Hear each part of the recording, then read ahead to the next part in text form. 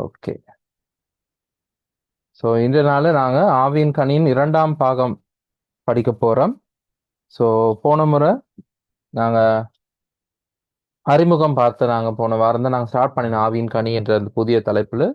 அதுக்கு முன்பதாக நாங்கள் 3 தலைப்பு முடிச்சிருக்கிறோம். இது 4வது தலைப்பு. ஸோ ஆவியின் கனி என்றதில் போன வாரம் தான் நாங்கள் ஆரம்பித்து நாங்கள் பார்க்கறதுக்கு. ஸோ அறிமுக பகுதியாக மரம் எப்படிப்பட்டதோ அதன்படி தான் அதில் கனி கிடைக்கும். ஆகவே அது குறித்து நாங்கள் பார்த்து கொண்டோம். மத்திய 7வது அதிகாரத்தில் 16லேருந்து 20 வரைக்கும். அதே போல படைப்பில் தேவனுடைய ஒழுங்கு எப்படி இருளிலிருந்து வெளிச்சத்தை உண்டாக்க பண்ணினார், அதுக்கு பிறகு ஜலத்திலிருந்து ஜலத்தை பிரித்தார். அதே போல இருளான எங்களை மனங்களிலே தேவன் வெளிச்சத்தை இயேசு கிறிஸ்து அறிகிற அறிவாகிய வெளிச்சத்தை கொண்டு வந்தார். அதே போல எங்களை உலகத்தை விட்டு உலக மக்களை விட்டு வேறாக பிரித்திருக்கிறார். அதே போல 3ஆம் நாளிலே கனித்தரும் மலங்கள் வந்தது போல எங்களுடைய வாழ்க்கையில் நாங்கள் கனி கொடுக்கிறவர்களாக இருக்க வேண்டும் என்று நாங்கள் பார்த்து கொண்டோம். அதே போல விசுவாசியின் வாழ்க்கையில் காணப்பட வேண்டிய கனி வகைகள் நாங்கள் பார்த்து கொண்டோம். மனம் திரும்புவதற்கு ஏற்ற கனி, நீதியின் கனிகள், சகலவிதமான நற்கிரைகளும் ஆகிய கனிகள், பரிசுத்தம் எனும் கனி, ஸ்தோத்திர பலி எனும் கனி, ஆத்தும ஆதாய கனி, ஆவியின் கனி. ஸோ இந்த 7 விடயங்கள். இது தாண்டியும் சில விஷயங்கள் நாங்கள் தேடி கொள்ளலாம். ஆனால் 7 படிப்பினைக்கு போதும் என்று நான் வைத்துக்கொண்டேன். ஸோ விசுவாசியின் வாழ்க்கையில் காணப்பட வேண்டிய கனி வகைகள் அப்படின்னு சொல்லி இது எல்லாவற்றையும் சேர்த்து நாங்கள் தேவனுக்கென்று கனி கொடுத்தல் என்ற தலைப்பில் நாங்கள் வைக்கலாம். தேவனுக்கென்று கனி கொடுக்கிறவர்கள் என்றால் எப்படி, தேவனுக்கென்று கனி கொடுத்தல் என்ற ஒரு பொதுவான தலைப்பில் நாங்கள் பல்வேறு விதமான கனி வகைகள் பார்க்கலாம். ஆனால் இன்றைய இந்த சீரீஸ், இந்த தொடர் நாங்கள் படிக்கிறது ஆவியின் கனி என்ற தலைப்பில் நாங்கள் படிக்கிறோம். ஸோ அது கலாத்தியர் 5வது அதிகாரம் 22, 23 வசனங்கள் இருக்கு. ஸோ இதெல்லாம் போன முறை பார்த்தது நான் மறுபடியும் ஞாபகம் ஊட்டுகிறேன். ஸோ ஆவியின் கனி என்று சொல்லும் பொழுது அது ஆவியானவர் மூலமாய் வருகிற கனி. ஆகவே பரிசுத்த ஆவியானவர் நாங்கள் ரசிக்கப்பட்ட நாளிலேயே நமக்குள்ளே வருகிறார். ஆகவே நமக்குள்ளே வாசம் பண்ணும் ஆவியானவரை பற்றி 1 கொரிந்தியர் 6:19, ரோமர் 8:9, யோவான் 14:17 இருக்கு. இதெல்லாம் நான் வேகமா சொல்லி கொண்டு போறது காரணம், கடந்த வாரம் நாங்கள் இதெல்லாம் படிச்சாச்சு. இதுல ரெக்கார்டிங் ஏற்கனவே நான் போட்டிருக்கிறேன். ஸோ யாராவது மிஸ் பண்ணியிருந்தா அந்த ரெக்கார்டிங் கூட பார்த்துக்கொள்ளலாம். இது நான் புதிய பாடத்துக்குள்ள போக வேண்டும். அன்பு என்ற பகுதியை குறித்து, பண்பை குறித்து நாங்கள் படிக்க வேண்டும். ஸோ அதற்கு நான் சீக்கிரமா கடந்து போகிறேன். கடந்த வாரத்தில் படிச்சதை ஞாபகம் மூட்டி கொண்டு, ஸோ அதனால தான் வேகமாகவும் கழிச்சு கொண்டு இருக்கிறேன். யாருக்காவது தெளிவில்லாமல் இருந்தா தயவு செய்து என்னை நிறுத்தலாம். ஸோ அதே போல ஆவியின் கனி என்ற தலைப்பிற்குள்ள நாங்கள் கிரியை, வரம், கனி இது 3க்கும் இடையிலான வித்தியாசங்கள் பார்த்து கொண்டோம். இது 3ம் வெவ்வேறு, இது 3க்கும் இடையில வித்தியாசங்கள் இருக்கு அப்படிங்கிறத நாங்கள் பார்த்து கொண்டோம். அதே போல கனிகள் என்று பன்மையில் சொல்லப்படவில்லை, கனி என்று ஒருமையில் சொல்லப்பட்டிருக்கு. 9 விடயங்கள் இருந்தாலும் கூட அன்பு, சந்தோஷம், சமாதானம், நீடிய பொறுமை, தயவு, நற்குணம், விசுவாசம், சாந்தம், இச்சையடக்கம் என்று சொல்லி 9 விடயங்கள் இருந்தாலும் கூட எல்லாம் சேர்ந்தது தான் ஆவியின் கனி. ஆகவே அது ஆவியின் கனிகள் என்று சொல்லி நான் அன்பு மட்டும் தான் காண்பிப்பேன், நான் சந்தோஷம் மட்டும் தான் காண்பிப்பேன், நான் சமாதானத்தை மட்டும் தான் காண்பிப்பேன், நான் தயவை மட்டும் தான் காண்பிப்பேன், நான் விசுவாசத்தை மட்டும் தான் காண்பிப்பேன் என்று சொல்ல முடியாது. இது அனைவருக்குள்ளும் இருக்க வேண்டிய, அனைவருக்குள்ளும் இருக்க வேண்டும், அனைத்தும் அனைவருக்குள்ளும் இருக்க வேண்டிய பண்புகள். இதெல்லாம் சேர்ந்தது தான் ஆவியின் கனி. ஆகவே இந்த 9 விடயங்களுமே ஒவ்வொரு விசுவாசியின் வாழ்க்கையிலும் காணப்பட வேண்டும் என்பதை நாங்கள் பார்த்து கொண்டோம். அதே போல பரிசுத்த ஆவியானவர் 9 தனித்தனி கிறிஸ்தவ குணங்களை உருவாக்குவதில்லை. அவர் கிறிஸ்துவை போன்ற ஒரே ஒரு வாழ்க்கையை உருவாக்குகிறார். ஒவ்வொரு மனிதனுடைய வாழ்க்கையும், ஒவ்வொரு விசுவாசியுடைய வாழ்க்கையும் கிறிஸ்துவை போல இருக்க வேண்டும். அப்ப கிறிஸ்துவில் காணப்பட்ட அனைத்து பண்புகளும் அந்த விசுவாசிக்குள் காணப்பட வேண்டும் என்பதுதான் ஆவியின் கனியில் நாங்கள் பார்த்து கொண்டது அறிமுக பகுதியில். ஸோ 9 விஷயங்கள் இருக்கு. அன்பு, சந்தோஷம், சமாதானம், நீடிய பொறுமை, தயவு, நற்குணம், விசுவாசம், சாந்தம், இச்சையடக்கம். இதுல இன்றைக்கு நாங்க படிக்க வேண்டியது அன்பு என்ற பண்பை பற்றி. அன்பு என்னும் பண்பு. கடந்த வாரத்தில் செயற்பாடு கொடுத்திருந்தேன். உங்களை பலரும் செய்திருந்தீங்க, நிறைய பேர் எனக்கு அனுப்பியிருந்தீங்க. எல்லாருமே சரி. ஒரு சில வித்தியாசங்கள் இருந்தாலும் நான் அது பெருசா கணக்கெடுக்கல. ஆனா எல்லாரும் சரியா செய்திருந்தீங்க. உங்களை முயற்சிக்க பாராட்டத்தக்கது. இதுவும் யாராவது செய்யாம இருப்பீங்கன்னு சொன்னா தயவு செய்து செய்ய முயற்சி செய்யுங்கள். கொடுக்கப்பட்ட செயற்பாடு தான் யோவான் 15வது அதிகாரத்தில் முதல் 17 வசனங்களை வாசிச்சு இந்த 10 கேள்விகளுக்கு பதில் எழுதும்படியாக. ஸோ இது குரூப்லயும் நான் தனியா இந்த கேள்விகளை போட்டிருந்தேன். ஸோ யாருக்காவது செய்ய வேணுமா இருந்தால் செய்யலாம். ஸோ முடிஞ்ச அளவு குரூப்ல இணைஞ்சு கொள்ள பாருங்க. அப்ப எல்லா தகவல்களும் நான் குரூப்புக்கு தான் போடுவேன். தனித்தனியா அனுப்பக்குள்ள தவறு விட வாய்ப்புகள் இருக்கு. ஆகவே முடிஞ்ச அளவு குரூப்ல சேர்ந்து கொண்டீங்கன்னு சொன்னா எனக்கு இலகுவா இருக்கும். ஸோ குரூப்பை பத்தி தகவல்கள் நான் கடைசியில சொல்றேன், குரூப்ல எப்படி இணையறதை பத்தி.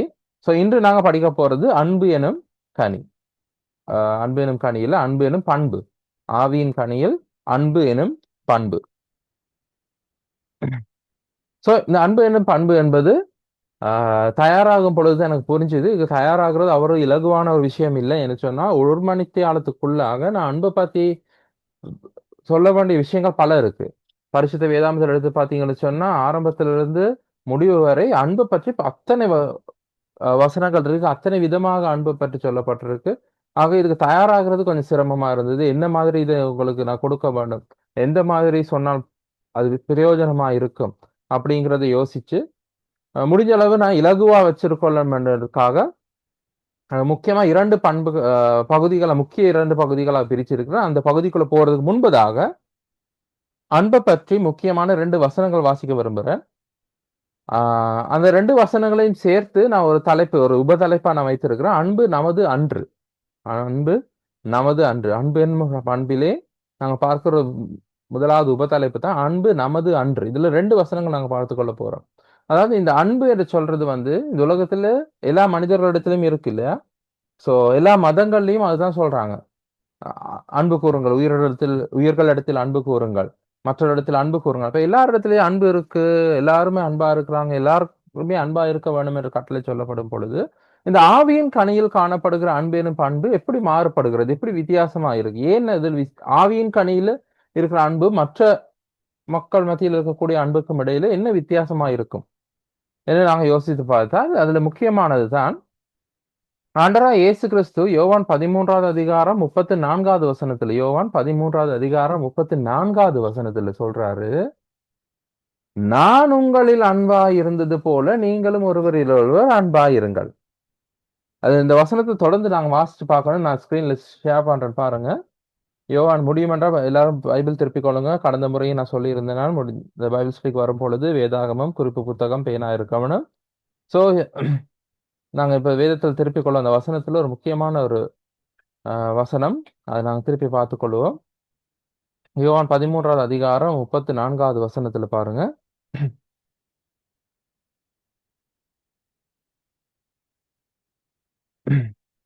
நீங்கள் ஒருவரில் ஒருவர் அன்பாயிருங்கள். நான் உங்களில் அன்பாயிருந்தது போல நீங்களும் ஒருவரில் ஒருவர் அன்பாயிருங்கள் என்கிற புதிதான கட்டளையை உங்களுக்கு கொடுக்கிறேன் என்று. புதிதான ஒரு கட்டளை. இப்ப இயேசு கிறிஸ்து இது சொல்றது வந்து ஒரு புதிதான கட்டளையா இருக்கு. பழைய ஏற்பாட்டுல பல கட்டளைகள் கொடுக்கப்பட்டிருந்தது. 10 கட்டளைகள் பொதுவா நாங்க சொல்லுவதுண்டு. நியாயப்பிரமாணம் பல கட்டளைகள் கொடுக்கப்பட்டிருந்தது. சோ ஆனா இங்க இயேசு கிறிஸ்து சொல்ற புதிதான ஒரு கட்டளையை நான் உங்களுக்கு கொடுக்கிறேன். அப்ப இதுல என்ன வித்தியாசம்? இதுல என்ன புதுசா இருக்கு அப்படின்னு பார்த்தா, எல்லாரிடத்திலும் அன்பாயிருங்கள் என்று அவர் வெறுமனே சொல்லவில்லை. நீங்கள் ஒருவரில் ஒருவர் அன்பாயிருங்கள் அப்படின்னு மட்டும் சொல்லவில்லை. அவர் எப்படி சொல்றாரு? நான் உங்களில் அன்பாயிருந்தது போல நீங்களும் ஒருவரில் ஒருவர் அன்பாயிருங்கள். அப்ப இயேசு கிறிஸ்து எப்படி அன்பா இருந்தாலோ அதே போல நாம் ஒருவரில் ஒருவர் அன்பா இருக்கணும். இங்க தான் இந்த ஆவியின் கனியில் வருகிற அன்பின் பண்பு, அன்பெனும் பண்பு மாற்றம் பெறுகிற வித்தியாசமாக காணப்படுது. மற்றவர்களிடத்தில் இருக்கக்கூடிய அன்பை விட, உலகத்தாரிடத்தில் காணக்கூடிய அன்பை விட, பொதுவாக நாம் நினைத்து கொண்டிருக்கிற அன்பை விட, இந்த ஆவியின் கனியில் இருக்கக்கூடிய அன்பெனும் பண்பு வித்தியாசம் பெறுவது இங்கத்தான். எப்படி இயேசு கிறிஸ்து எங்கள் மீது எப்படி அன்பா இருந்தாரோ அதே போல நாம் மற்றவர்களிடத்தில் அன்பு கூறணும். அப்படி என்று சொன்னால் இது வெறுமனே எங்களுக்குறை வருகிற ஒரு உணர்வு அல்ல. இந்த அன்பு என்று சொல்லப்படுவது மனிதனுக்குள் ஏற்படுகிற ஒரு உணர்வு அல்ல. அது இமோஷனல், அது ஒரு ஃபீலிங் மட்டும் இல்லை.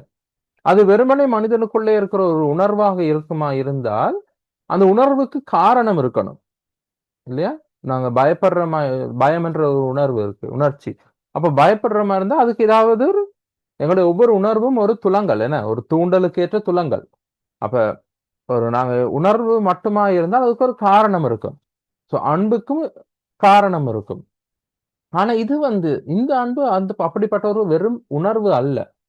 இது ஒரு வெறும் உணர்வு, ஒரு காரணத்தை அடிப்படையாக கொண்டு வந்தது அல்ல. மனிதனுடைய உணர்வுகள் எடுத்துக்கொண்டா அது ஒரு சிக்கலானது. ஒரு உணர்வுக்குள்ள இன்னொரு உணர்வு பிணைஞ்சிருக்கும். அது தற்காலிகமானது. ஒரு உணர்வு என்னைக்குமே ஒரே உணர்வில் இருக்க மாட்டாங்க. ஒரு நாள் கோபமா இருக்கும், ஒரு நாள் சாந்தமா இருப்பாங்க. அந்த அன்பும் அந்த மாதிரி தான். ஒரு வெறுமனே ஒரு உணர்வா இருந்தா அது மாறி போகும். ஆனால் ஆண்டவர் இயேசு கிறிஸ்து என்ன சொல்றாரு? இயேசு கிறிஸ்து எப்படி அன்பா இருந்தாலும் அதே போல நாம் அன்பா இருக்கணும். அப்ப இது வந்து நாங்கள் புதிதாக கற்றுக்கொள்ள, இது ஒரு புதிய கட்டளை. அப்ப நாங்க இந்த அன்பை பத்தி புதுசா கற்றுக்கொள்ள வேணும். ஆண்டவர் இயேசு கிறிஸ்து எப்படி என் மீது அன்பா இருந்தார்? அவருடைய அன்பு எப்படி இருந்தது, அவர் எப்படி அன்பு கூர்ந்தார் எப்படிங்கிறத நான் கற்றுக்கொள்ள வேணும். அப்படி கற்றுக்கொண்டு அந்த அன்பை நான் என்னுடைய வாழ்க்கையில பிரயோகிக்க வேணும். அப்ப இதுல வெறுமனே ஒரு உணர்வு இல்ல, இது ஒரு அறிவார்ந்த செயலாக, ஒரு அர்ப்பணிப்புள்ள செயலாக அமைகிறது. நான் முதல்ல கற்றுக்கொள்ளணும், இயேசு கிறிஸ்துவின் அன்பு எப்படி இருந்தது கற்றுக்கொள்ளணும், அதை எனக்குள்ள உள்வாங்கணும், அதன்படி நான் நடந்து கொள்ளணும். சோ இதுல அஹ், நிறைய ப்ராசஸ் இருக்கு, நிறைய நிறைய செயல்முறை இருக்கு இல்லையா? அப்ப இது வந்து வெறும் ஒரு உணர்வு இல்லை, இதுல ஒரு அர்ப்பணிப்பின் காரியம் இருக்கு.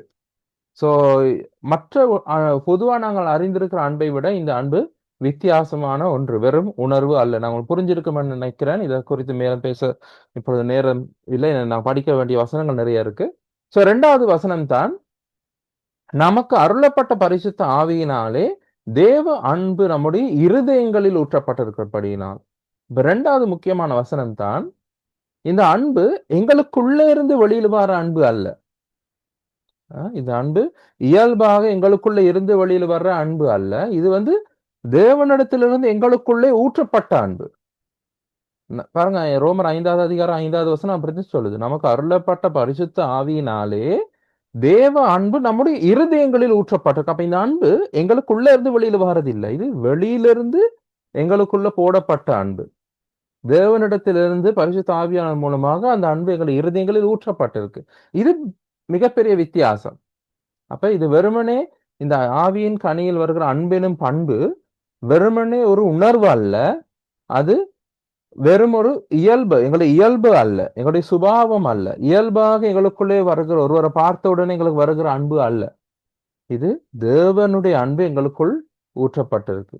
அப்ப இயேசு கிறிஸ்து எப்படி அன்பு கூர்ந்தார், தேவன் எப்படி எங்கள் மீது அன்பு கூர்ந்தார் அப்படிங்கிறத நாம் அறிந்து அதை நாம் நடைமுறையில் செயல்படுத்த வேணும்.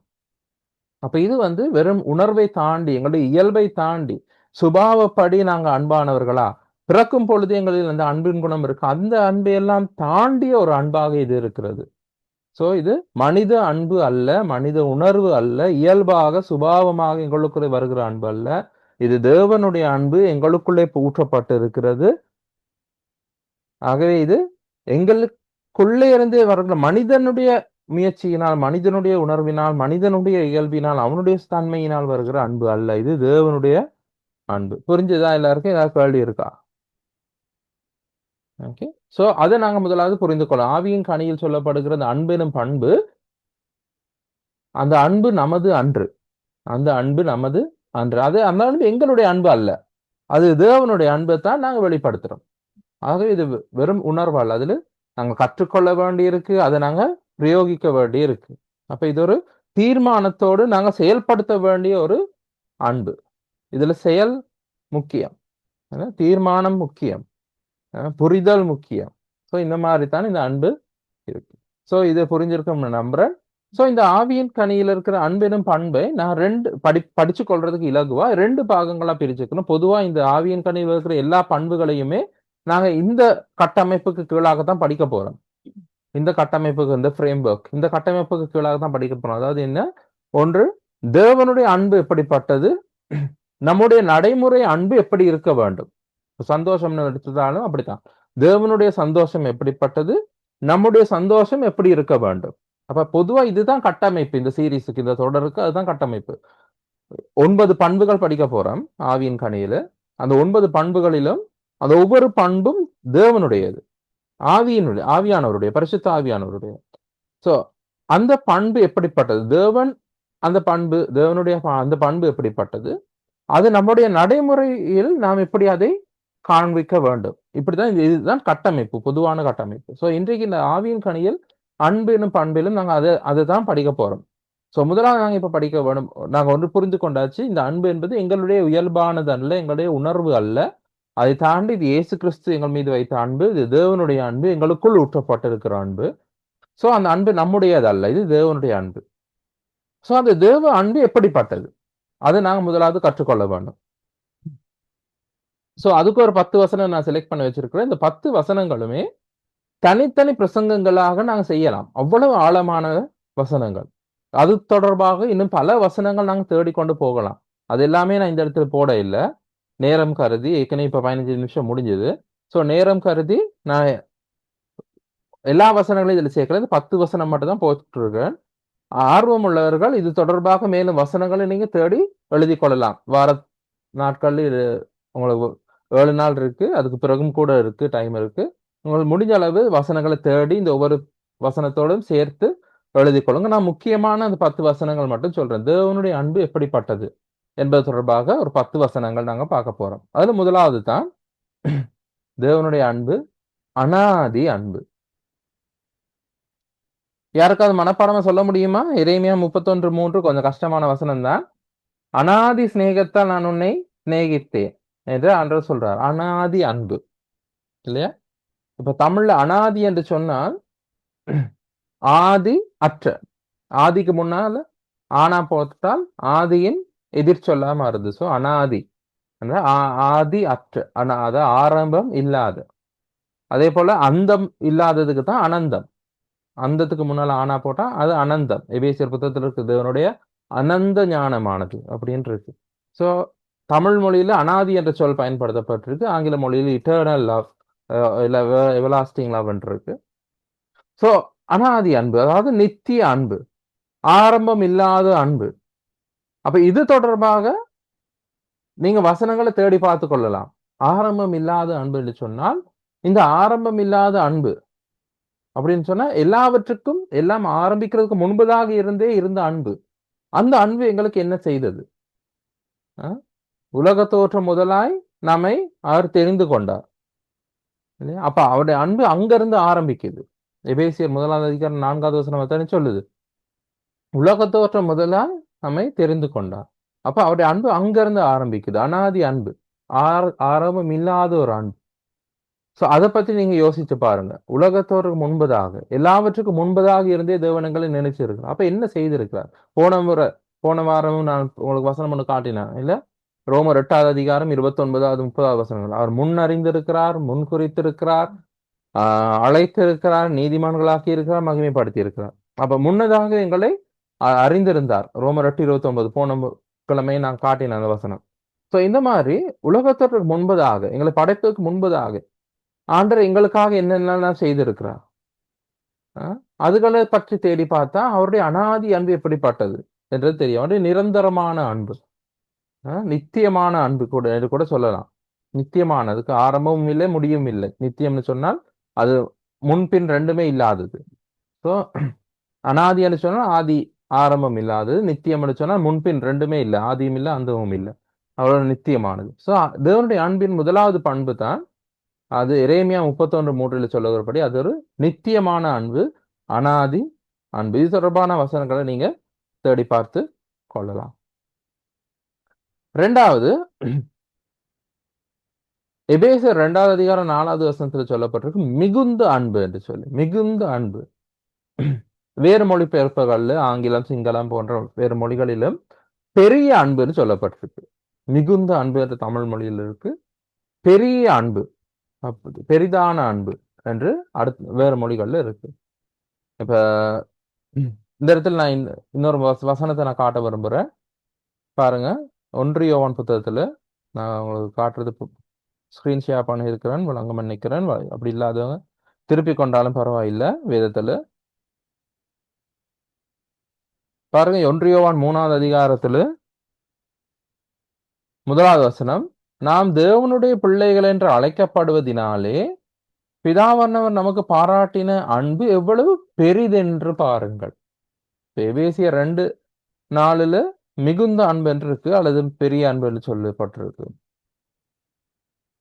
2:4 தேவனும் இரக்கத்தில் ஐசியம் உள்ளவராய் நம்மில் அன்பு கூர்ந்த மிகுந்த அன்பினாலே அக்கிரமங்களில் மறித்திருந்தவர்களாய் இருந்த நம்மை கிறிஸ்துவோடு கூட உயிர்ப்பித்தார். அப்ப இது தொடர்பாகவும் நீங்கள் வசனங்களை சேகரித்துக் கொள்ளலாம். எப்படி?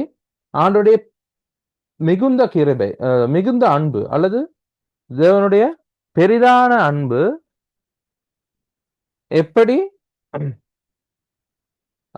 தேவனுடைய பெரிதான அன்பு, தேவனுடைய கொஞ்சம் நெட்வொர்க்ல சின்ன பிரச்சனை இருக்குது, 5G காட்ட மாட்டேன்றது பாருங்க.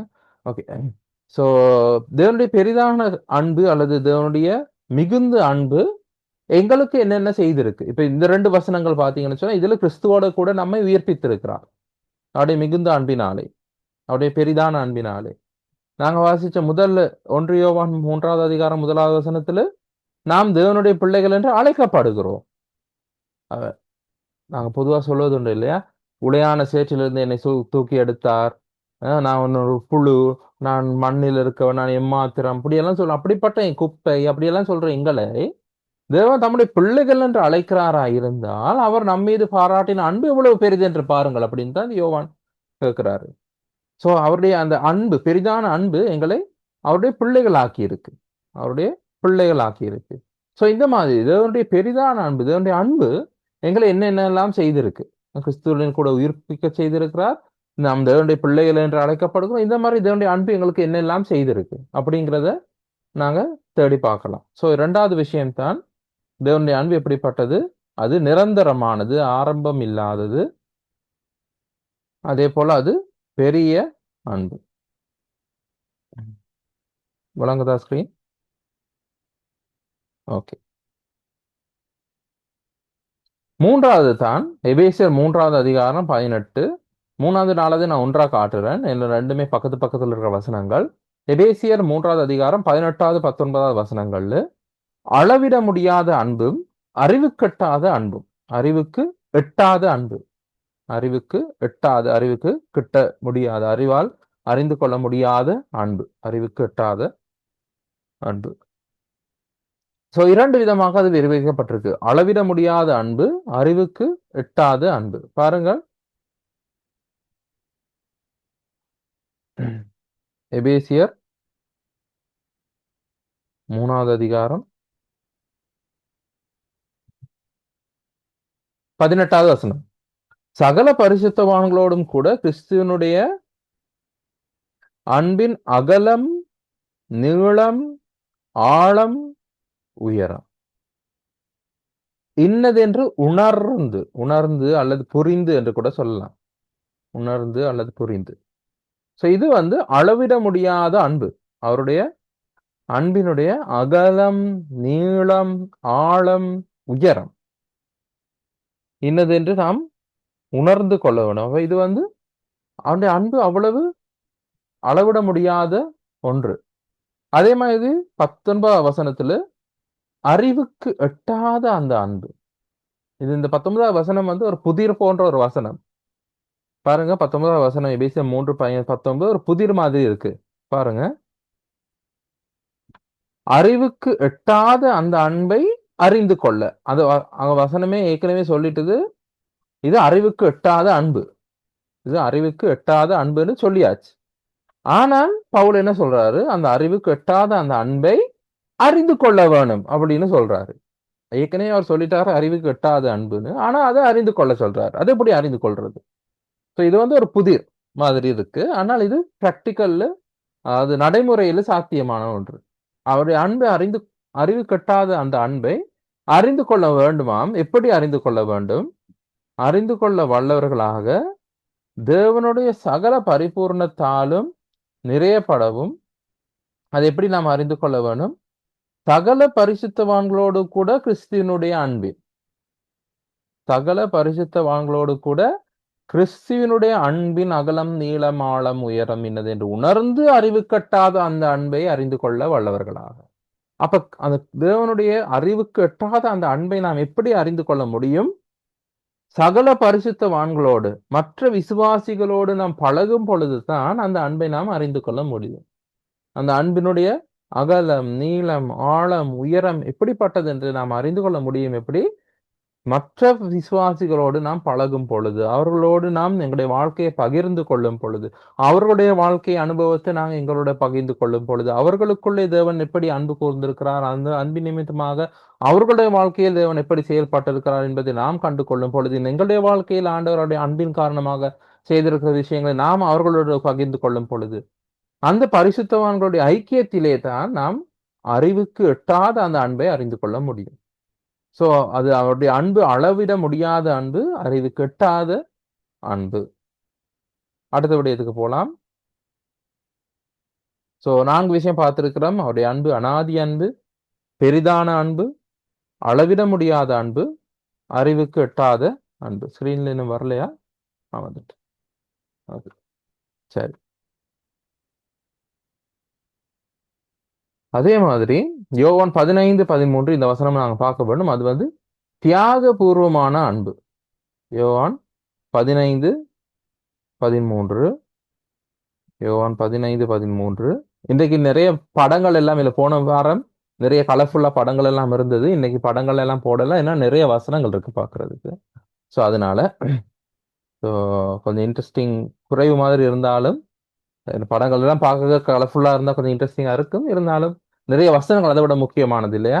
ஸோ வசனங்களை கற்றுக்கொள்றதுக்காக தான் நாங்கள் இதை ஒதுக்கி வச்சிருக்கிறோம். ஸோ வேதத்தை முடிஞ்ச அளவு திருப்பிக் கொள்ளும். ஸோ ஒருவன் தன் சிநேகிதருக்காக தன் ஜீவனை கொடுக்கிற அன்பிலும் அதிகமான அன்பு ஒருவரிடத்திலும் இல்லை. அப்ப யாருக்கு சொல்ல முடியும்? நான் என் நாடுகளுக்காக என் ஜீவனை கொடுக்கிறேன் என்ற வசனம் எங்க இருக்கு?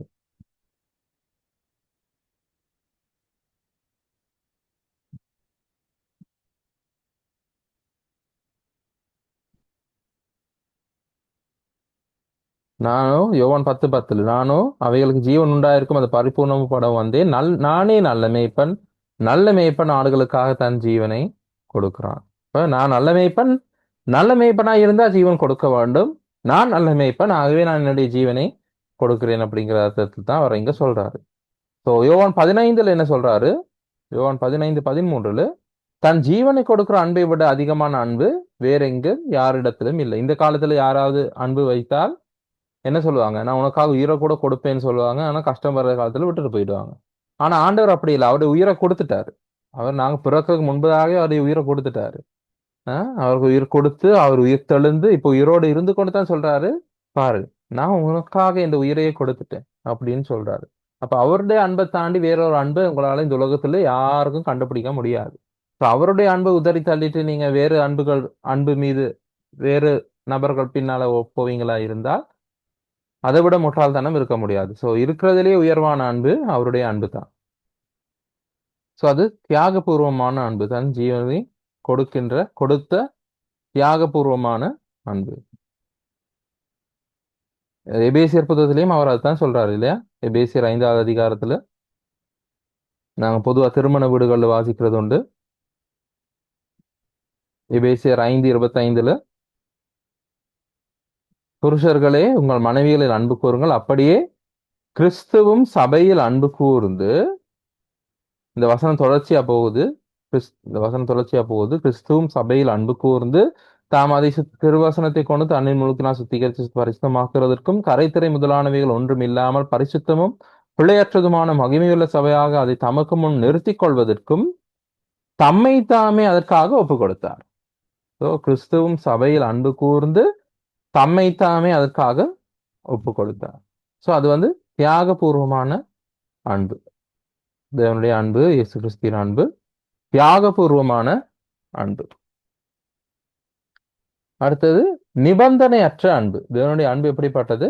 நிபந்தனையற்ற அன்பு, காரணமற்ற அன்புன்னு கூட சொல்லலாம். எந்த ஒரு காரணத்துக்காகவும் வந்த அன்பு அல்ல, காரணம் இல்லாமல் வந்த, நிமித்தம் இல்லாமல், முகாந்திரம் இல்லாமல், நிபந்தனை இல்லாமல் வந்த அன்பு என்று கூட நாங்கள் சொல்லலாம். அதுக்காக நான் இங்க 3 வசனம் போட்டிருக்கிறேன். ரோமர் 5வது அதிகாரம் 6வது 7வது 8வது வசனங்கள். இதை பார்த்த உடனே யாருக்காவது ஞாபகம் வருதா?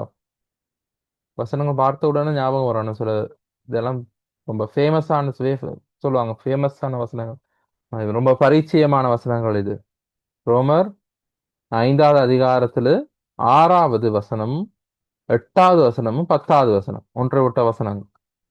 அதுல பாருங்க, 6வது வசனத்துல என்ன சொல்றாரு? நாம் பெலனற்றவர்களா இருக்கும் போதே குறித்த காலத்தில் கிறிஸ்துவ அக்கிரமக்காரருக்காக மரித்தார். அப்ப பாருங்க, நாம் பெலனற்றவர்களா இருக்கும் பொழுதுதான் அவர் மரித்தார். கிறிஸ்து மரித்தது எங்களுக்காக எப்படி? நாம் பெலனற்றவர்களா இருக்கும் பொழுது, நாங்கள் நல்ல ஸ்ட்ராங்கா, நல்ல உறுதியா, எதிலும் விழாமல் அவருக்காகவே வாழணும் அப்படின்னு வாழுகிற காலத்துல அவர் எங்களுக்காக சாகல. நாங்க பெலனற்றவர்களா இருக்கும் பொழுது அவர் மரித்தார். 8வது வசனம் என்ன சொல்லுது? நாம் பாவிகளா இருக்கையில் கிறிஸ்து நமக்காக மரித்ததினாலே நம்மேல் வைத்த தமது அன்பை விளங்க பண்ணினார். அப்ப நாம் பெலனற்றவர்களா இருக்கும் பொழுது, எதுவுமே செய்து கொள்ள திராணி இல்லாதவர்களா இருந்த பொழுது மரித்தார். நாம் பாவிகளா இருக்கும் பொழுது அவர் மரித்தார். அதே போல 10வது வசனம், நாம் தேவனுக்கு சத்துருக்களா இருக்கையில் அவருடைய குமாரனின் மரணத்தினாலே அவருடனே ஒப்புரவாக்கப்பட்டோம். சோ நாம் பலகீனராய் இருக்கும் பொழுது, பாவிகளாய் இருக்கும் பொழுது, பலனற்றவர்களாய் இருக்கும் போது, பாவிகளாய் இருக்கையில், தேவனுக்கு சத்துருக்களாய் இருக்கையில் அவர் எங்களுக்காக மரித்தார், எங்களுக்காக எங்கள் மீது அன்பு வைத்திருந்தார். அப்ப பார்த்துக்கொள்ளுங்க, ஆண்டவருடைய அன்பு நிபந்தனை இல்லாத அன்பு. நீ இப்படி நடந்து கொண்டால் நான் உன்னை நேசிப்பேன், நீ எனக்காக உன்னை இப்படி மாற்றிக்கொண்டால் நான் உன்னை நேசிப்பேன் அப்படின்னு ஆண்டவர் சொல்லல இல்லையா? நாங்க மனித அன்பு அப்படிப்பட்டது, நாங்க அப்படித்தான் சொல்லுவோம். நீ எனக்காக மாற்றிக்கொண்டால் நான் உன்னோட இருப்பேன் அப்படிதான் சொல்லுவோம். ஆனா ஆண்டவர் அப்படி சொல்ல இல்லை. ஆண்டவர் என்ன சொல்றாரு? நாங்க பலனற்றவர்களா இருக்கும் பொழுதே, பாவிகளா இருக்கையிலேயே, நாம் தேவனுக்கு சத்துருக்களா இருக்கையிலேயே அவர் எங்கள் மீது அன்பு வைத்தார். அந்த அடிப்படையில் தான் அவர் சொல்றாரு, உங்கள் சத்துருக்களை சிநேகியுங்கள் என்று. ஏன்னா ஆண்டவர் அப்படித்தான் எங்கள் மீது அன்பு வைத்திருந்தார். ஆண்டவருடைய அன்பு அப்படிப்பட்டதாய் இருக்கிறது, நிபந்தனைகள் எதுவும் இல்லாத அன்பு.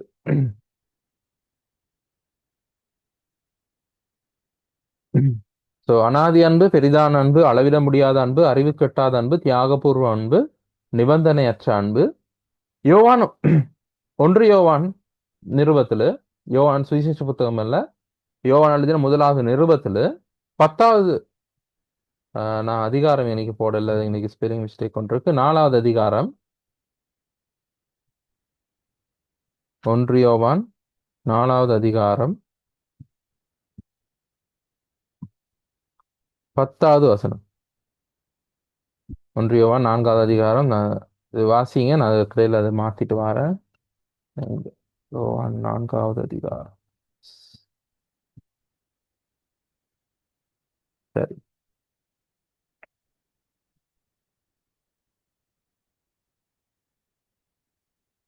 பாருங்க. யோவான் 1 யோவான் புத்தகத்துல 4வது அதிகாரம் 10வது வசனத்துல, நாம் தேவனிடத்தில் அன்பு கூர்ந்ததினால் அல்ல, அவர் நம்மில் அன்பு கூர்ந்து நம்முடைய பாவங்களை நிவர்த்தி செய்கிற கிருபாதார பரியாக நம்முடைய குமாரனை அனுப்பினாலே அன்பு உண்டாய் இருக்கிறது. அப்ப முதல் அடி எடுத்து வைக்கிறது அவர், தேவன், நாங்கள் அல்ல. நாங்கள் முதல்ல அவர் மீது அன்பு வைக்க இல்லை, அவர் தான் முதல்ல எங்கள் மீது அன்பு வைக்கிறார். மனிதனுடைய அன்புடன் ஒப்பிட்டு பார்த்தா முரண்பாடா தான் இருக்கு இல்லையா? நாங்க எப்பயுமே எங்களில் யார் அன்பா இருக்கிறார்களோ அவர்களுக்கு தான் நாங்க நேசிக்கிற வழக்கம் உண்டு. யாராவது எங்கள் மீது அன்பா இருந்தா அவர்களுக்கு அதிக பாசம் நாங்க காட்டுறது உண்டு. ஆனா ஆண்டவர் அப்படி இல்லை, முதலடி அவர் எடுத்து வைக்கிறாரு. இப்ப யாராவது எங்களோட கோவிச்சு கொண்டிருந்தா நாங்க போயிட்டு பேசுறதுக்கு பயப்படுவோம், நாங்க விரும்ப மாட்டோம். அவர் தான் தப்பு செஞ்சார், அவர் வந்து பேசட்டும் என்னோட, அப்படித்தான் நாங்க இருப்போம். ஆனா ஆண்டவர் அப்படி இல்லை. நாங்க பலகீனராய், பாவிகளாய், சத்துருக்களாய் இருக்கையில் அவர் முதலாவது எங்கள் மீது வந்து அன்பு கொண்டார். சோ அவர் வந்து முதலில் அவர் அன்பு கொண்டார். சோ முதல் அடி அவர் எடுத்து வைக்கிறார். சோ அது வந்து அன்புல வித்தியாசம் பாருங்க. இது வந்து மற்ற அன்பை விட மாறுபட்டது. அதுதான் நான் சொல்றேன். மற்ற விசுவாசிகள் அல்லாதவர்கள், உலகத்தார்கள் பொதுவாக இயல்பாக உணர்வையிலே நாம் அறிந்திருக்கிற அன்பை விட இந்த தேவனுடைய அன்பு எவ்வளவு வித்தியாசமானது. முதலடி அவர் எடுத்து வைக்கிறார், முதல்ல அவர் தான் நேசிக்கிறார். இது ரொம்ப ரொம்ப என்ன சொல்றது, ரொம்ப ஸ்ட்ராங்கான, ரொம்ப உறுதியான ஒரு வசனம் இது. பாருங்க, ரோமர் 8வது அதிகாரம் 35 39 வரை. ரோமர் 8வது அதிகாரம் 35 39 வரை. பிரிக்க முடியாத அன்பு. இந்த வசனங்கள் பாடமாக்கி வச்சிருந்தா கூட நல்ல வசனங்கள். ரோமர் 8 35 39 வரை பாருங்க.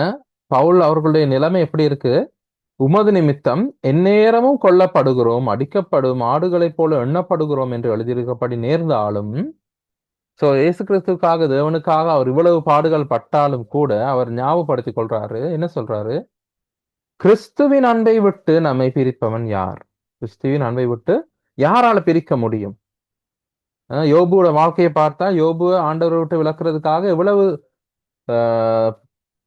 துன்பங்களை, பாடுகளை பிசாசானவன் கொண்டு வர முயற்சி செய்தான். இருந்தும் யோபு தன்னுடைய உறுதியில நிலையாயிருந்தான். அதே மாதிரி தான் கிறிஸ்துவின் அன்பை விட்டு எங்களை பிரிக்கவே முடியாது. அது உபத்திரவமோ, வியாகுலமோ, துன்பமோ, பசியோ, நிர்வாணமோ, நாசமோசமோ, பட்டயமோ. அப்ப கிறிஸ்தவர்களா மாறுகிறதுனால எங்களுக்கு இந்த உலகத்துல இருக்கிற கஷ்டங்கள் தீர்ந்து விடும் அப்படி என்றே இல்லை. இந்த உலகத்துல கஷ்டங்கள், உபத்திரவம், வியாகுலம், துன்பம், பசி, நிர்வாணம், நாசமோசம், பட்டயம் எல்லாம் இருக்கலாம். இது இருந்தாலும் கிறிஸ்துவின் அன்பு எங்களை விட்டு பிரியாது. கிறிஸ்துவின் அன்பு எங்களை விட்டு பிரிக்க முடியாது. எங்களை கிறிஸ்துவின் அன்பை விட்டு பிரிக்க முடியாது. இவை எல்லாவற்றிலேயும் எப்படி நாம் ஜெயம் கொள்ளுகிறோம்? நாம் நம்மில் அன்பு கூறுகிறவர்களாலே முற்றும் ஜெயம் கொள்ளுகிறவர்களாய் இருக்கிறோம். சோ இது எல்லாவற்றிலும் நாங்கள் ஜெயம் கொள்ளுவது எங்கள் மீது அவர் அன்பு வைத்திருக்கிறபடினாலே அவர் மூலமாக நாம் ஜெயம் கொள்ளுகிறோம். அது மரணமாயிருந்தாலும், ஜீவனானாலும், தேவதூதர்களானாலும், அதிகாரங்களானாலும், வல்லமைகளானாலும், நிகழ்காரியங்களானாலும், வருங்காரியங்களானாலும், உயர்வானாலும், தாழ்வானாலும், வேற எந்த சிருஷ்டியானாலும், எந்த சிருஷ்டியானாலும்னா எதுவா இருந்தாலும், பிசாசு உட்பட எந்த சிருஷ்டியா இருந்தாலும், நம்முடைய கர்த்தராகி கிறிஸ்து இயேசுவில் உள்ள தேவனுடைய அன்பை விட்டு நம்மை பிரிக்க மாட்டாது என்று நிச்சயித்திருக்கிறேன். நம்மை பிரிக்க முடியாது. அப்ப தேவனுடைய அன்பை விட்டு எங்களை யாராலும் பிரிக்க முடியாதது. பிரிக்க முடியாத அன்பு, பிரிக்க முடியாத அன்பு, தேவனுடைய அன்பு. யார் வந்து பிரிச்சாலும் பிரிக்க முடியும். மனிதனுடைய அன்பு யார் வந்து கோல் மூட்டினா போயிடும். எங்களை அதை பத்தி யாராவது தப்பா சொன்னா போயிடும். ஆனா ஆண்டோடைய அன்பை விட்டு யாராலும் பிரிக்க முடியாது. அதே போலத்தான் ஆண்டுடைய அன்புடைய இன்னொரு அம்சம் தான் அது மாறாத அன்பு. இதுவும் ரொம்ப முக்கியமான ஒரு வசனம். யோவான் 13வது அதிகாரத்துல 1வது வசனம் பாருங்க. மிக அருமையான ஒரு வசனம் பாருங்க. அழகா எழுதப்பட்டிருக்கு. பஸ்கா பண்டிகைக்கு முன்னே இயேசு இவ்வுலகத்தை விட்டு பிதாவினிடத்திற்கு போகும்படியான தம்முடைய வேளை வந்ததென்று அறிந்து, பஸ்கா பண்டிகையில தான் அவர் கொல்லப்பட போகிறார். அவர் சிலுவையில் அறையப்பட்டது பஸ்கா பண்டிகையில. சோ பஸ்கா பண்டிகை முன்னே இயேசு இந்த உலகத்தை விட்டு பிதாவிடத்துக்கு போகும்படியான தம்முடைய வேலை வந்தது என்று அறிந்து, சரி அவருக்கு டைம் இறங்கிடுச்சு, இப்ப நாங்க போக வேண்டிய டைம் சரி. அப்ப என்ன நடக்குது? தாம் இவ்வுலகத்தில் இருக்கிற தம்முடையவர்களிடத்தில் அன்பு வைத்தபடியே, அதாவது இந்த உலகத்தில் இருக்கிற தம்முடையவர்களிடத்தில் அவர் எப்படி அன்பு வச்சிருந்தாரோ அதே மாதிரி முடிவு பரியந்தமும் அவர்களிடத்தில் அன்பு வைத்தார். முடிவு பரியந்தமும் அவர் எப்படி அன்பு வைச்சிருந்தால் அதே மாதிரி அன்பு வைத்திருந்தார். இங்க தம்முடையவர்கள் அப்படின்னு சொல்லப்படும் பொழுது யாரு? சீஷர்கள் தானே. சீஷர்கள் தானே. அந்த சீஷர்கள் எடுத்து பார்த்தா இயேசு கிறிஸ்து சிலுவையில் அறையும் பொழுது எல்லாரும் விட்டுட்டு ஓடிட்டான். பேதுரு என்ன செய்யறான்? ஆண்டவர் தெரியாதுன்னு மறுதளிக்கலாம். யூதாஸ் காரியோத் காட்டி கொடுக்கலாம். இயேசு கிறிஸ்துவை விற்கிறான் 30 வெள்ளிக்காசுக்கு. சோ இப்படியெல்லாம் செய்யற அந்த சீஷர்களிடத்துல அவருடைய அன்பு மாறவில்லை. அவர் எப்படி அன்பு வைத்திருந்தாரோ தாம் வைத்திருந்த அன்பு வைத்தபடியே முடிவு பரியந்தம் அவர்களிடத்தில் அன்பு வைத்தார். அப்ப தேவனுடைய அன்பு எப்படி? மாறாத அன்பு. மற்ற நபர், மற்ற தரப்பினர் எப்படி நடந்து கொண்டாலும், என்னத்தான் செய்தாலும் அவருடைய அன்பு மாறவில்லை. அதே அன்பு மாறாது. சோ பிரிக்க முடியாத அன்புனா புறவிசை, பௌதிகவியல் பயன்படுத்த ஒரு சொல் புறவிசை, அதாவது எக்ஸ்டர்னல் ஃபோர்ஸஸ். வெளியில இருந்து யாராலும் பிரிக்க முடியாது, உள்ள இருந்தும் பிரிக்க முடியாது. மாறாத அன்பு என்று சொன்னா நாங்களே எது செய்தாலும் கூட அன்றைய அன்பு எங்களை விட்டு மாறாது. அப்படிப்பட்ட ஒரு அன்பு. கடைசியா 10வதாக இன்னும் நிறைய வசனங்கள் சேர்க்கலாம், நான் 10 மட்டும் வச்சிருக்கிறேன். அது தனிப்பட்ட அன்பு. தேவனுடைய அன்பு பொதுவான அன்பு. பொதுவா தேவன் உலகத்தில் அன்பு கூர்ந்தார்னு யோவான் 3:16 சொன்னாலும் இவ்வளவாய் தேவன் உலகத்தில் அன்பு கூர்ந்தார் என்று கலாத்தியர் 2:20 பாத்தீங்கன்னா பவுல் அவர்கள் சொல்லுகிறார், இயேசு கிறிஸ்து செத்தது எனக்காகத்தான் அப்படின்னு தனிப்பட்ட முறையில சொல்றாரு. பாருங்க கலாத்தியர் 2:20. கிறிஸ்துவுடனே கூட சிலுவையில் அறையப்பட்டேன், ஆயினும் பிழைத்திருக்கிறேன், இனி நான் அல்ல, கிறிஸ்துவே எனக்குள் பிழைத்திருக்கிறார், நான் இப்பொழுது மாம்சத்தில் பிழைத்திருக்கிறதோ என்னில் அன்பு கூர்ந்து எனக்காக தம்மை தாமே ஒப்பு கொடுத்த தேவனுடைய குமாரனை பற்றும் விசுவாசத்தினாலே பிழைத்திருக்கு. அப்ப பவுல் அவர்கள் சொன்ன என்னில் அன்பு கூர்ந்து எனக்காக தம்மை தாமே ஒப்பு கொடுத்த தனிப்பட்ட முறையில பேசுகிறார். சோ தேவனுடைய அன்பு தனிப்பட்ட முறையில் எங்கள் ஒவ்வொருவருக்கும் உரியது.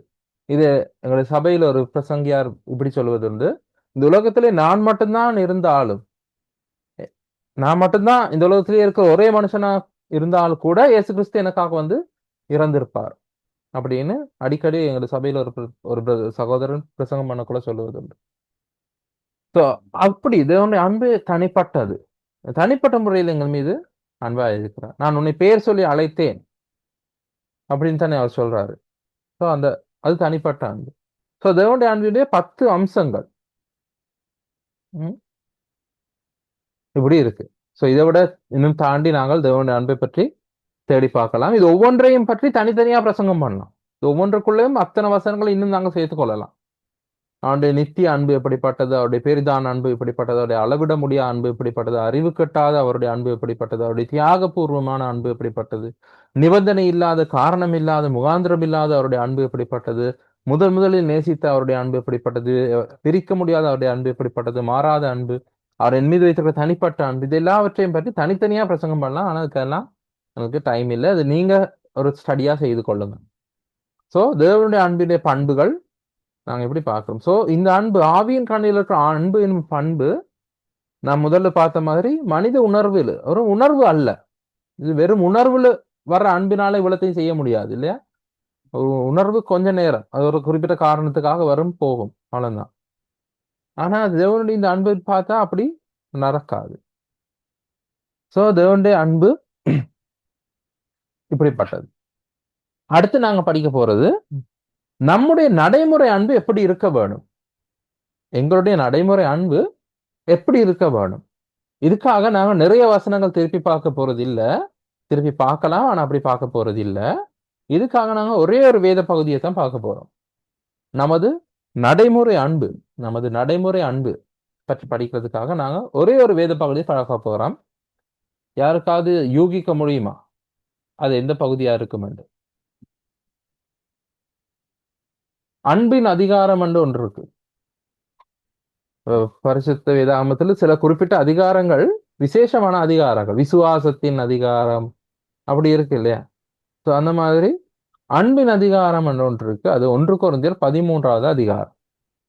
அது 1 கொரிந்தியர் 13வது அதிகாரத்தில் இருந்து 4லிருந்து 8 வரையிலான வசனங்களை திருப்பி பார்த்தா அதுல எங்களுடைய நடைமுறை அன்பு எப்படி இருக்க வேணும், நாங்க ஒருவர் மீது காட்டுற அன்பு எப்படி இருக்க வேணும் அப்படி என்று அது சொல்லுது.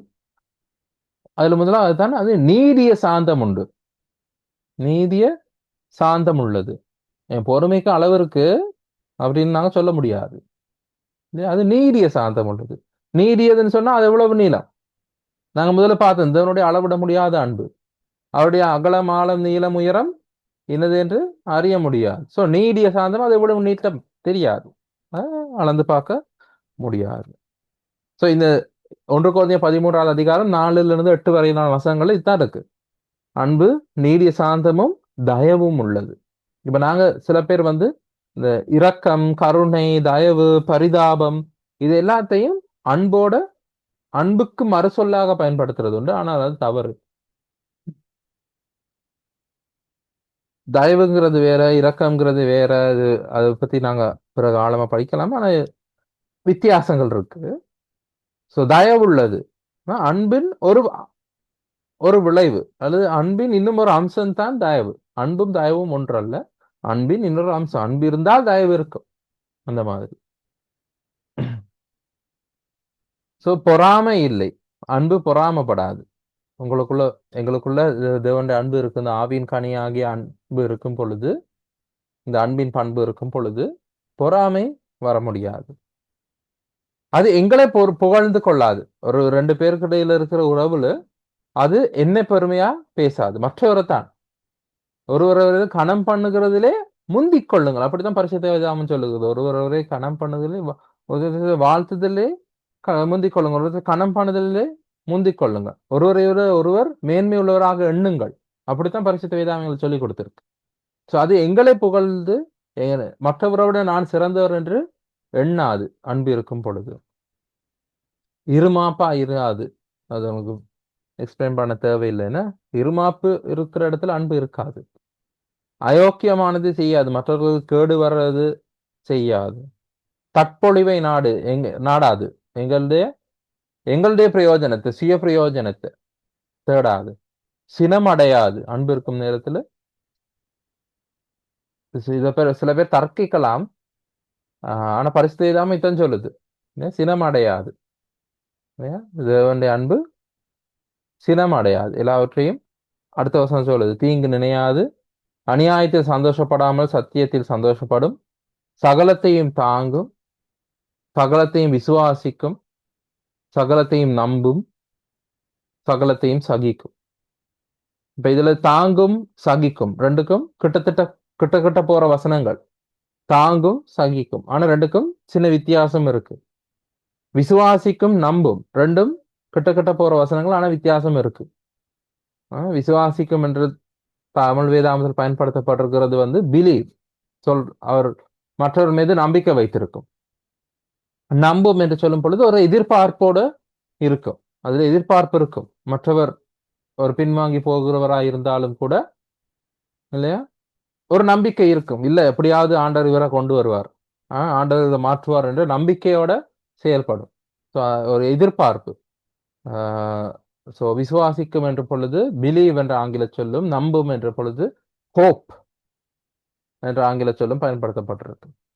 ஸோ அந்த மாதிரி எங்களுடைய அன்பு, நடைமுறை அன்பு இருக்கும், ஒரு காலம் ஒழியாது, அன்பு ஒரு நாளும் இல்லாமல் போகாது. ஸோ இந்த மாதிரி எங்களுடைய நடைமுறை அன்பு இப்படிப்பட்டதா தான் இருக்க வேணும். அல்லது வெறுமனே ஒரு ஏதோ ஒரு காரணத்துக்காக எங்களுக்குள்ளாக வருகிற உணர்வோ அல்லது எங்களுடைய சுபாவ ரீதியா உண்மையா சுபாவமாகவே சில பேர் நல்லவங்க இருக்காங்க தானே, நல்லவன் ஒருவனாகவே இல்லைன்னு வேதம் சொல்லுகிறது. ஆனால் அந்த உலக கண்ணோட்டத்துல பார்க்கும் பொழுது, உலக கண்ணோட்டத்துல ஒருவரோட இன்னொருத்தர் ஒப்பிட்டு பார்க்கும் பொழுது இவரை விட அவர் நல்லவர், இல்லை இவருக்குள்ள ஒரு நல்ல குணம் இருக்கு அப்படின்னு நாங்க பொதுவான ஒரு கருத்து இருக்கு இல்லையா. அந்த எல்லாவற்றையும் தாண்டிய ஒன்று தான் இது. அது எல்லாவற்றையும் தாண்டிய ஒரு அன்பு தான் இது. இது ஆவியின் கனியில் இருக்கக்கூடிய அன்பெனும் பண்பு. ஆவியின் கனியில் இருக்கக்கூடிய அன்பெனும் பண்பு இது வித்தியாசமானது. உலக அன்பை விட, உலகத்தில் நாம் காணும் அன்பை விட வித்தியாசமானது. இது தேவனுடைய அன்பு, இது எங்களுடைய அன்பு அல்ல. தேவனுடைய அன்பு எங்களுக்குள்ளே ஊற்றப்பட்டிருக்கு. அப்ப இயேசு கிறிஸ்து என்ன சொன்னாரு? நான் உங்களில் அன்பு கூர்ந்தது போல நீங்களும் ஒருவர் அன்பு கூறுங்கள். அப்ப இயேசு கிறிஸ்து எங்கள் மீது எப்படி அன்பு கூர்ந்தார் என்று கற்றுக்கொள்ள வேண்டும். தேவனுடைய அன்பு எப்படிப்பட்டது என்று நாங்கள் கற்றுக்கொள்ள வேண்டும். அந்த மாதிரி அதை நாம் எங்களுடைய வாழ்க்கையில பிரயோகித்து வாழ வேண்டும். அதுதான் ஆவியின் கனி. அப்ப போன வாரம் அறிமுகத்துல நாங்க பார்த்தது போல மாங்காய் மரத்துல தேங்காய் வராது, தென்னை மரத்துல மாங்காய் வராது. அந்த மாதிரிதான் நாங்கள் ஆவிக்குரியவர்களா இருந்தால் ஆவியின் கனி வரணும் இல்லையா. நாங்க மாம்சத்துக்குரியவர்களா இருந்தா மாம்சத்தின் கனி தான் வெளியில வரும். சோ நாங்கள் எப்படிப்பட்டவர்கள் என்றது நாங்கள் தான் சோதித்து பார்க்க வேணும். எங்களுடைய அன்பு இந்த ஆவியின் கனியை கொடுக்கிறதா இருக்கா? எங்களுடைய அன்பு ஆவியினால் வருகிற அன்பா இருக்கா, இல்லாட்டி எங்களுடைய வெறுமனே உணர்வு மட்டும்தானா, இல்லாட்டி எங்களுடைய அன்பே இல்லையா? நாங்க தான் யோசிச்சு பார்க்கணும் எங்களுக்குள்ள அன்பு எப்படிப்பட்டதா இருக்கு. சோ ஆவியின் கனியின் அன்பெனும் பண்பில் ரெண்டு அம்சங்கள். தேவனுடைய அன்பு எப்படிப்பட்டது, நம்முடைய நடைமுறை அன்பு எப்படிப்பட்டதா இருக்க வேண்டும். சோ கடைசியா ஒரு இது எழுதப்பட்டிருக்க பின்னணியிலிருந்து தனியா நான் எடுத்திருக்கிறேன். நான் அறிவு இருமாப்பா உண்டாக்கும், அன்போ பக்தி விருத்தியை உண்டாக்கும் அப்படின்னு 1 Corinthians 8:1 இருக்கு. அறிவுன்றது இப்ப நாங்க கற்றுக்கொள்ற வசனங்கள் தான் இல்லையா. நாங்க வேத வசனத்தை கற்றுக்கொள்ளுகிறோம், எங்களுக்கு அறிவு வருது. இந்த இடத்துல இப்படி இருக்கணும், அந்த இடத்துல இப்படி இருக்கணும், அவரோட இப்படி இருக்கணும், இவரோட எப்படி இருக்கணும், அது செஞ்சா தப்பில்லை, இது செஞ்சா தப்பில்லை, அது செஞ்சா தப்பு, இது செய்த தவறு, அப்படி செய்யக்கூடாது, இப்படி செய்யக்கூடாது. நாங்கள் வேதத்தில் பல விஷயங்களை கற்றுக்கொள்றோம், அது நமக்கு அறிவை தருது.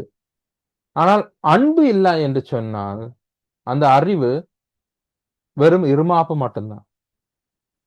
ஸோ 1 Corinthians 8:1 8வது அதிகாரத்துல அங்க சொல்லப்படுகிற தர்க்கம் அதுதான். விக்கிரகங்களுக்கு படைக்கப்பட்டது எந்த பிரயோசனம் இல்லைன்னு உண்ட அறிவு சரி, ஆனால் நீ அதுக்காக போயிட்டு விக்கிரக கோவில்ல சாப்பிட்டால் அந்த அறிவு இல்லாத இன்னொருத்தனுடைய ஆத்மாவை நீ பலகீனப்படுத்துறாய்.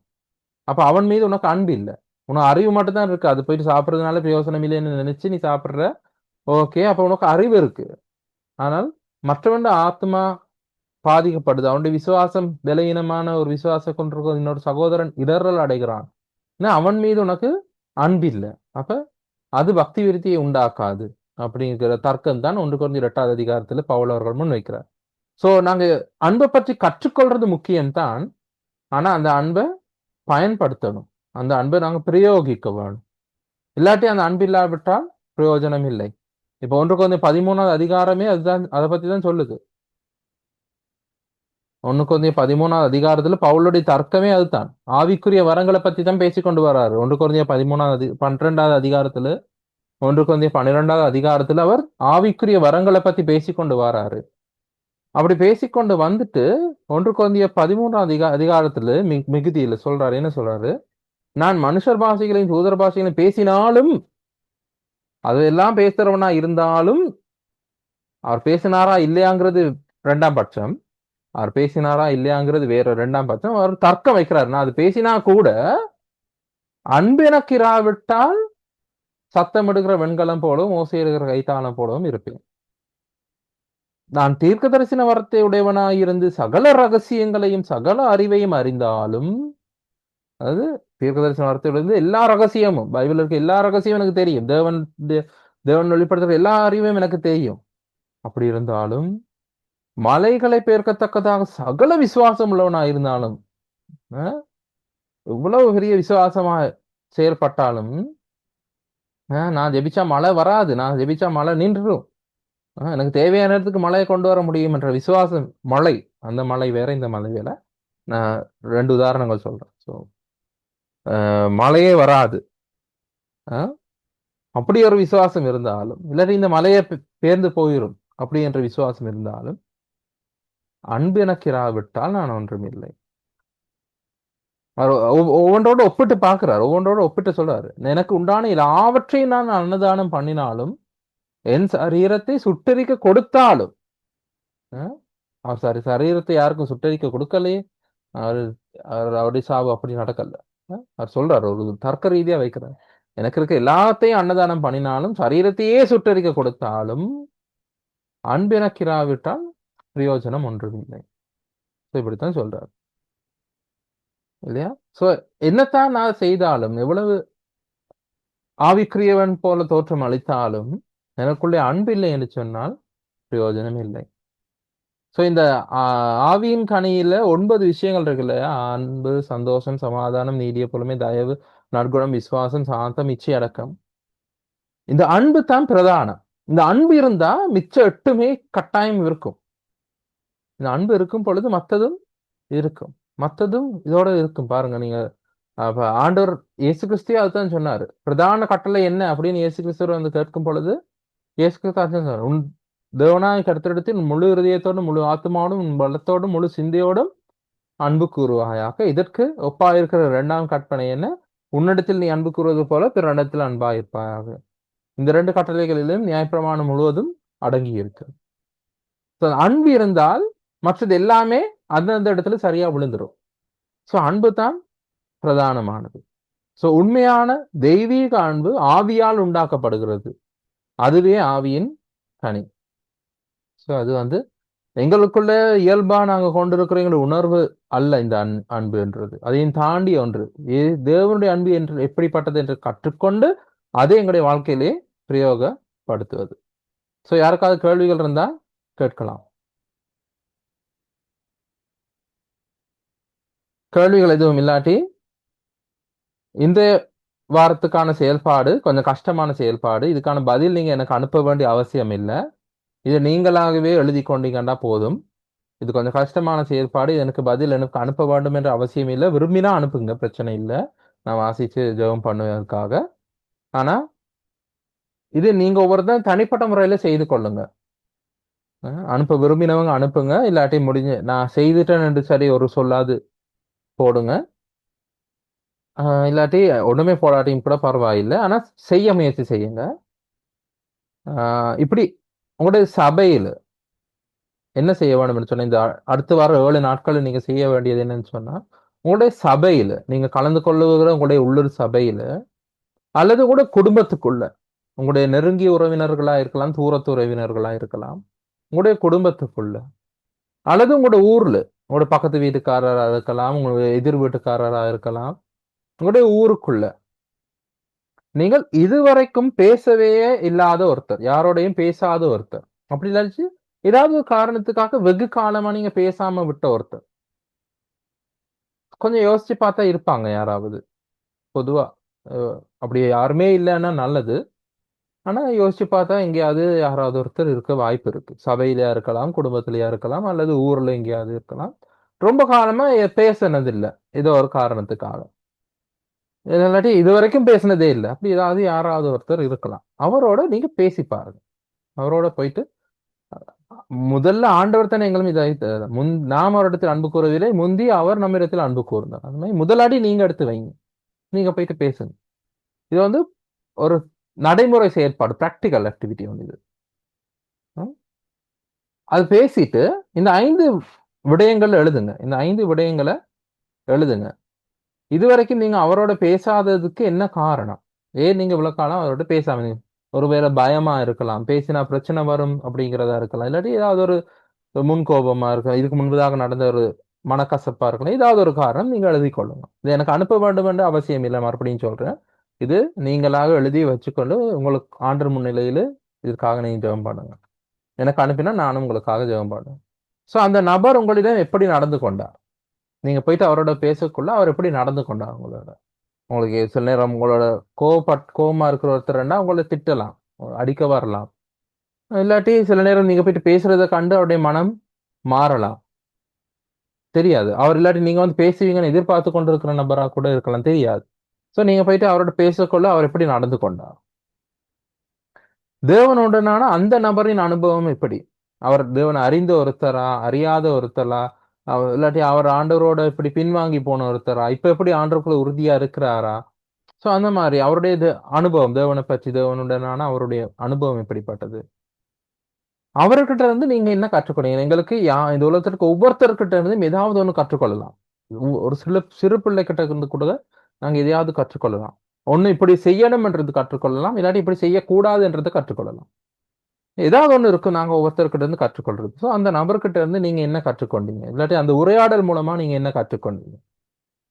அதே போல அப்படி நீங்க செய்யும் பொழுது, இதுவரைக்கும் நீங்க பேசாத ஒருத்தர்கிட்ட, இல்லாட்டி வெகு காலமா நீங்க பேசாத ஒருத்தர்கிட்ட போய் பேசும் பொழுது தேவனுடைய அன்பை நீங்க எப்படி உணர்ந்தீர்கள். ஏன்னா தேவனுடைய அந்த அறிவு கட்டாத அந்த அன்பை நாங்க எப்படி உணர்ந்து கொள்ள முடியும், சகல பரிசுத்தவான்களோடு சேர்ந்து தான் நாங்கள் அறிந்து கொள்ள முடியும். அப்ப நாங்க அந்த அன்பை இன்னொருத்தரோடு பகிர்ந்து கொள்ளும் பொழுது தான் தேவனுடைய அன்பை மேலும் நாங்கள் அறிந்து கொள்ள முடியும். ஸோ இந்த செயல்பாடு கூடாக எப்படி நீங்கள் தேவனுடைய அன்பை அறிந்து கொண்டீர்கள். ஸோ இந்த 5 விஷயங்களை எழுதி கொள்ளுங்க. எழுதி எனக்கு அனுப்ப வேண்டும் என்ற அவசியம் இல்லை, நீங்க எழுதி நீங்க அதை கர்த்தர் முன்னிலையில வைத்து நீங்க ஜெபம் பண்ணலாம். அவருடனான இந்த ஐக்கியத்தை நீங்க புதுப்பித்துக் கொள்ளலாம். ஸோ இது இந்த வாரத்துக்கான செயல்பாடு. ஸோ யாருக்காவது ஏதாவது கேள்வி இருந்தா கேட்கலாம், நான் கடைசியா முடிக்கிறதுக்கு முன்பதாக.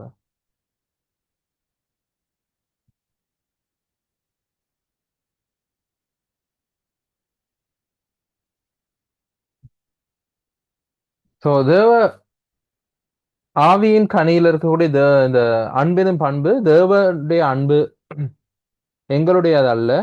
தேவனுடைய அன்பு எப்படிப்பட்டது, எங்களுடைய நடைமுறை அன்பு எப்படிப்பட்டது என்று நாங்கள் பார்த்தோம். அது எங்களுடைய உணர்வு அல்ல, எங்களுடைய இயல்பு அல்ல. இது நாங்கள் கற்றுக்கொண்டு நாங்கள் தீர்மானத்தோடு செயற்படுத்த வேண்டிய ஒரு அன்பாக இருக்கிறது. ஸோ இந்த குரூப்ல இணைஞ்சு கொள்ள விரும்புறவங்க இதை ஸ்கேன் பண்ணலாம், இல்லாட்டி இந்த லிங்கை கிளிக் பண்ணலாம். அப்படி இல்லாட்டி என்னுடைய தொலைபேசி இலக்கத்துக்கோ நிக்சனுடைய தொலைபேசி இலக்கத்துக்கோ நீங்க சொல்லலாம். இல்லாட்டி இந்த குரூப்ல இருக்க வேற யாராவது ஒருத்தருக்கு சொன்னா அவங்களும் இந்த குரூப்புக்கு ஆட் பண்ணி விடுவாங்க. முடிஞ்ச அளவு இந்த குரூப்ல ஆட் சேர்ந்து கொள்ள பாருங்க. அப்ப எனக்கு ஈஸியா இருக்கும், உங்களுக்கு இன்ஃபர்மேஷன் பாஸ் பண்றதுக்கு, உங்களுக்கு தகவல்கள் பரிமாறுறதுக்கு எனக்கு இலகுவா இருக்கும்.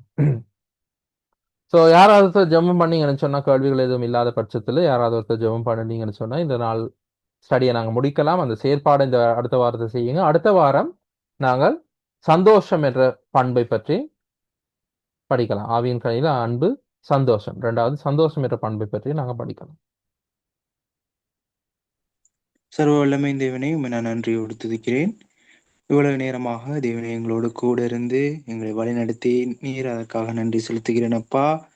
அன்பை குறித்து நீர் சொன்னீர், அதற்காக நன்றி செலுத்துகிறேன். நீடிய சாந்தம் உள்ளவர்களாயும் தயவுள்ளவர்களாயும் பொறாமை இல்லாதவர்களாயும் தன்னை புகழாதவர்களாயும் இருமாப்பிராது அயோக்கியமானதை செய்யாது தற்பொழிவை நாடாது சினமடையாது தீங்கு நினையாது அநியாயத்தில் சந்தோஷப்படாமல் சத்தியத்தில் சந்தோஷப்படும் சகலத்தையும் விசுவாசிக்கும் சகலத்தையும் நம்பும் சகலத்தையும் சகிக்கும் ஒரு காலம் ஒழியாது என்ற அந்த நடைமுறை அன்பை குறித்து நீர் விளங்கப்படுத்தினீர்.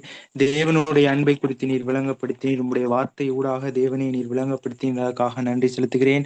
நாங்கள் இதை எங்களுடைய வாழ்க்கையிலே தேவனே, நாங்கள் அநேக சகோதரருக்குள் உம்முடைய குமாரன் முதற் பேரானவராய் இருக்கிறார். அவருடைய சாயலுக்கு ஒப்பாக்குவதற்காக எங்களை நீர் தெரிந்திருக்கிறீர். அவருடைய சாயலுக்கு ஒப்பாக்கப்படுவதற்காக நீர் எங்களை தெரிந்திருக்கிறீர் அப்பா. நாங்கள் அவருடைய சாயலுக்கு ஒப்பாக்கப்படுவதற்காக நாங்கள் முயற்சி செய்யத்தக்கதாக தேவன் கிருபை செய்யும்படியாய் உம்முடைய கரத்திலே தந்து ஜெபிக்கிறேன்.